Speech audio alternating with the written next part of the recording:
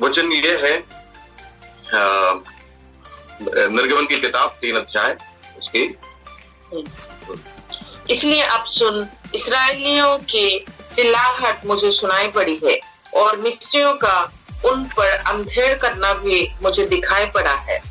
इसलिए आ, मैं तुझे फिरौन के पास भेजता हूँ कि तू मेरी इस्राएली प्रजा को मिस्र से निकाल ले आ। प्रभु का धन्यवाद हो। बहुत जल्दी मैं इस बात को कहना चाहता हूँ, जब परमेश्वर के लोग चिल्लाते हैं, जब परमेश्वर के लोग प्रार्थना करते हैं, परमेश्वर अपने लोगों के लिए एक रास्ता खोलते हैं और परमेश्वर खुद उतर कर आकर परमेश्वर अपने लोगों के लिए कार्य करते हैं। उसके लिए परमेश्वर को कुछ लोगों की जरूरत। भाई और बहनों, इस्राएली लोगों का इतनी बड़ी सतावट में और इतनी बड़ी मुश्किल की परिस्थिति में परमेश्वर एक तरीके से खुद उतर कर आकर उनके लिए कार्य नहीं कर पा रहा है। इसलिए परमेश्वर ने खुद अपने एक दास मूसा को पहले से जो तैयार किया इस समय के लिए, ऐसा एक समय के लिए उनको कई जीवन में कई ऐसी परिस्थितियां आए जो नाश होने का, लेकिन परमेश्वर ने उनको बचा के रखा और प्रभु ने कहा मैं अपने लोगों के इस दुहाई को मैंने सुना है।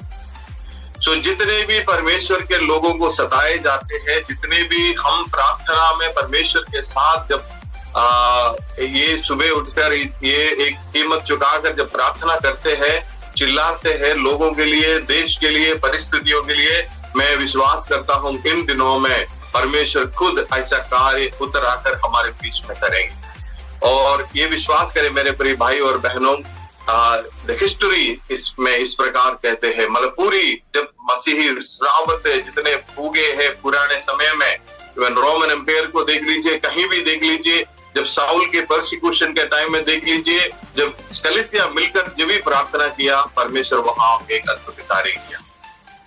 इसलिए मैं इतना आपको प्रेरित करना चाहता हूं, इन दिनों में प्रार्थना में और लगे रहने की हमें जरूरत है।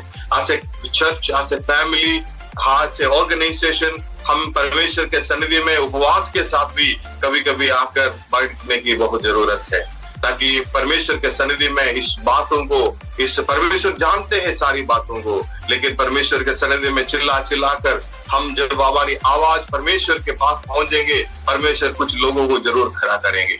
परमेश्वर हिस्ट्री को बदल सकते। कल रात में हमारे इवनिंग प्रेयर में जो हमारे स्टाफ के बीच में है, परमेश्वर ने मुझे ऐसा बात किया, रोम के सरकार इतनी मसीही लोगों को प्रोसिक्यूट कर रहे थे, उसकी हिस्ट्री को परमेश्वर ने बदल दिया। और हम देख सकते हैं पौलुस इतना प्रोसिक्यूशन किया, उनकी हिस्ट्री को परमेश्वर ने बदल दिया।